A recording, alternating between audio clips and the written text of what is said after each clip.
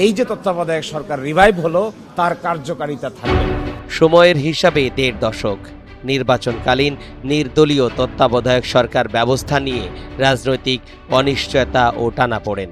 এরপর তিনটি বিতর্কিত নির্বাচন, সবশেষ গণ অভ্যুত্থানের পর পরিবর্তিত রাজনৈতিক প্রেক্ষাপটে আবারও ফিরল নির্বাচনকালীন তত্ত্বাবধায়ক সরকার ব্যবস্থা। এ ব্যবস্থা বিলোপসহ বেশ কিছু বিষয় পরিবর্তন করা হয়েছিল সংবিধানের পঞ্চদশ সংশোধনীতে। তবে তত্ত্বাবধায়ক সরকার সহ পঞ্চদশ সংশোধনীর কয়েকটি ধারা বাতিল করে হাইকোর্টের দেওয়া রায় গতকাল বৃহস্পতিবার এক আদেশে বহাল রেখেছে আপিল বিভাগ।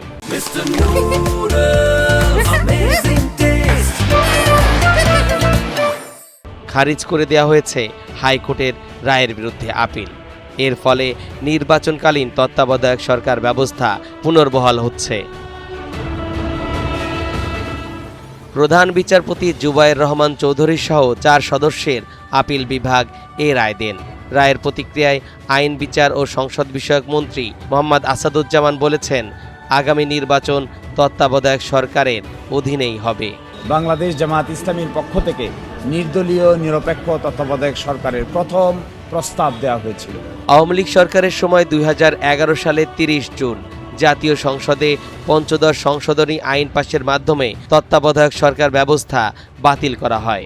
পাশাপাশি বঙ্গবন্ধু শেখ মুজিবুর রহমানকে জাতির পিতা হিসেবে সাংবিধানিক স্বীকৃতি, সংসদে নারী সদস্যদের জন্য সংরক্ষিত আসন ৪৫ থেকে বাড়িয়ে ৫০, গণভোট বাতিল, সংবিধানে জাতীয় ৪ মূলনীতিসহ ৫৪টি ক্ষেত্রে সংযোজন, পরিমার্জন ও প্রতিস্থাপন করা হয়েছিল। তত্ত্বাবধায়ক সরকার ব্যবস্থা বাতিল হয়ে যাওয়ার পর রাজনৈতিক অঙ্গনে আলোচনা, সমালোচনা ও বিতর্কে ঝড় ওঠে। পঞ্চদশ সংশোধনীর পর থেকে দেশে ভোটাধিকারের পথ অনেকটাই রুদ্ধ হয়ে যায়। নির্বাচনী ব্যবস্থাও কার্যত ভেঙে পড়ে। আওয়ামী লীগের অধীনে ২০১৪, ২০১৮ ও ২০২৪ সালের নির্বাচনকে ঘিরে ব্যাপক বিতর্ক ও সমালোচনা দেখা যায়। দুইভাবে কর্তৃত্বভাবে সরকার প্রতিষ্ঠিত হয়েছিল। একটা হলো ত্রয়োদশ সংশোধনী অর্থাৎ তত্ত্বাবধায়ক সরকার ব্যবস্থা বাতিলের মাধ্যমে। ২০২৪ সালের জুলাই আগস্টে গণ অভ্যুত্থানে আওয়ামী লীগ সরকারের পতনের পর নতুন প্রেক্ষাপট তৈরি হয়। সুশাসনের জন্য নাগরিকের সম্পাদক বদিউল আলম মজুমদার, অধ্যাপক তোফায়েল আহমেদ, এম.এ. হাফিজউদ্দিন খান, জোবায়েরুল হক ভূঁইয়া, জোহরা রহমান পঞ্চদশ সংশোধনীকে চ্যালেঞ্জ করে ১৮ আগস্ট হাইকোর্টে রিট করেন। এই রিটের উপর চূড়ান্ত শুনানি শেষে ২০২৪ সালের ১৭ ডিসেম্বর হাইকোর্ট তত্ত্বাবধায়ক সরকার ব্যবস্থা বিলোপ করা পঞ্চদশ সংশোধনী আইনের ২০ ও ২১ ধারা সংবিধানের সাংঘর্ষিক ও বাতিল বলে রায় দেয়।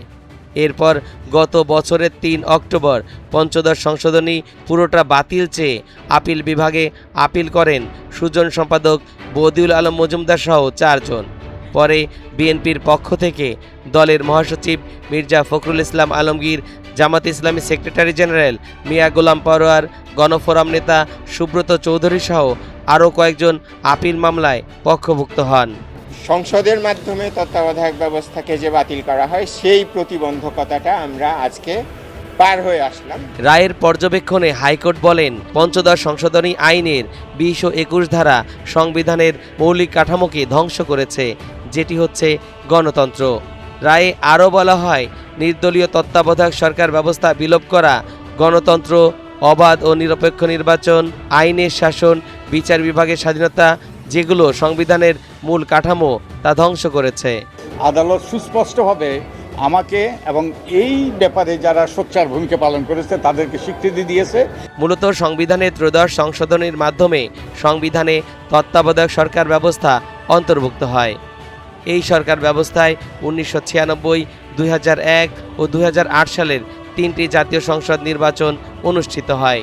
এরপর ২০১১ সালের মে মাসে আওয়ামী লীগ সরকারের সময়ে ত্রয়োদশ সংশোধনী বাতিল করে রায় দেয় তখনকার প্রধান বিচারপতি এ.ভি.এম. খায়রুল হক সহ ৭ বিচারকের আপিল বেঞ্চ।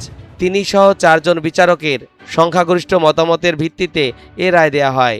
তবে পূর্ণাঙ্গ রায় প্রকাশের আগেই আওয়ামী লীগ সরকার জাতীয় সংসদে সংবিধানের পঞ্চদশ সংশোধনী এনে তত্ত্বাবধায়ক সরকার প্রথা বাতিল করে দেয়।